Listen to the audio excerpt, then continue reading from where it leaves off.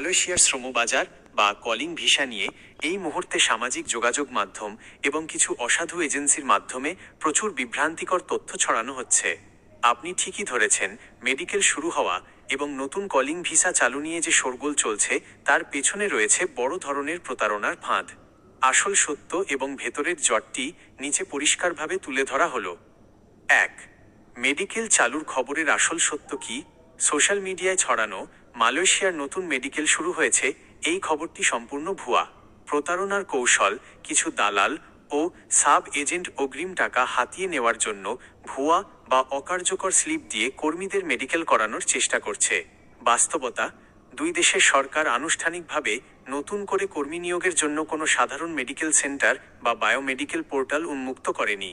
সরকারের অনুমতি বা ঘোষণা ছাড়া কোনো এজেন্সির কথায় মেডিকেল করতে যাবেন না, এতে আপনার টাকা এবং সময় দুটোই নষ্ট হবে। ২. আসল জট কোথায়? যৌথ বৈঠক কেন হচ্ছে না? নতুন করে সাধারণ কর্মীদের জন্য মালয়েশিয়ার কলিং ভিসা পুরোপুরি চালুর ক্ষেত্রে মূল জট বা বাধাগুলো রাজনৈতিক এবং নীতিগত। অভিবাসন ব্যয় কমানো ও সিন্ডিকেট নির্মূল। বাংলাদেশ সরকারের প্রবাসী কল্যাণ ও বৈদেশিক কর্মসংস্থান মন্ত্রী আরিফুল হক চৌধুরী এবং প্রশাসনের মূল লক্ষ্য হল গত ২০২৪ সালের মতো সিন্ডিকেট বাণিজ্য যেন আর না হয়। বিগত দিনে অতিরিক্ত অভিবাসন ব্যয় ৪-৫ লাখ টাকা বা তার বেশি এবং কর্মী শোষণের কারণে শ্রমবাজার বন্ধ হয়েছিল। বাংলাদেশ সরকার এবার চাচ্ছে একদম স্বচ্ছ ও সর্বনিম্ন খরচে কর্মী পাঠাতে, যার কারণে নিয়োগ প্রক্রিয়ার মডেল নিয়ে দুই দেশের মধ্যে দরকষাকষি চলছে। মালয়েশিয়ার নীতি পরিবর্তন। মালয়েশিয়া সরকার তাদের অভ্যন্তরীণ শ্রমবাজার পুনর্গঠন করছে। তারা বিদেশি শ্রমিকের ওপর নির্ভরতা কমিয়ে ২০৩৫ সালের মধ্যে মোট শ্রমশক্তির মাত্র ৫% নামিয়ে আনার একটি দীর্ঘমেয়াদী পরিকল্পনা নিয়েছে।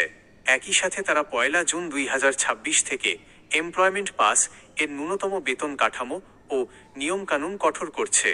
সম্পূর্ণ ডিজিটাল সিস্টেমের রূপান্তর।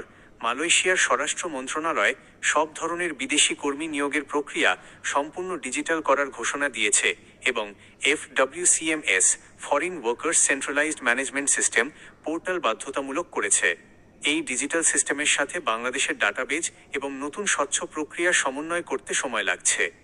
৩. বর্তমান পরিস্থিতি কি চলছে তাহলে?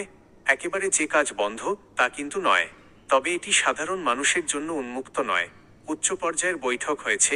২০২৬ সালের এপ্রিলের শুরুতে বাংলাদেশের প্রবাসী কল্যাণমন্ত্রী এবং প্রধানমন্ত্রীর উপদেষ্টা মালয়েশিয়া সফর করেন এবং দেশটির প্রধানমন্ত্রী আনোয়ার ইব্রাহিমের সাথে সরাসরি বৈঠক করেন।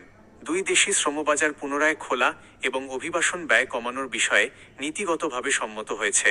তবে সাধারণ কলিং ভিসা খোলার আগে যৌথ ওয়ার্কিং গ্রুপের টেকনিক্যাল টিম কাজ করছে। শুধু সরকারিভাবে BOESL বিশেষ নিয়োগ। বর্তমানে শুধুমাত্র সরকারি প্রতিষ্ঠান BOESL BOESL এর মাধ্যমে অতীতে আটকে পড়া এবং বিশেষ কিছু খাতের যেমন কনস্ট্রাকশন বা ম্যানুফ্যাকচারিং কর্মীদের সরকারি চুক্তির অধীনে সীমিত আকারে পাঠানো হচ্ছে। বেসরকারি কোনো এজেন্সির হাতে এখনও সাধারণ কোটা দেওয়া হয়নি। প্রবাস গমনেচ্ছুদের জন্য জরুরি পরামর্শ: কোনো এজেন্সিকে পাসপোর্ট বা অগ্রিম টাকা দেওয়ার আগে অবশ্যই প্রবাসী কল্যাণ মন্ত্রণালয় বা BMET এর অফিসিয়াল নোটিশ দেখে নিশ্চিত হবেন। সরকারের পক্ষ থেকে যতক্ষণ না যৌথ ওয়ার্কিং গ্রুপের বৈঠক শেষে আনুষ্ঠানিকভাবে পোর্টাল খোলার ঘোষণা আসবে, ততক্ষণ পর্যন্ত কোনো লেনদেন করবেন না।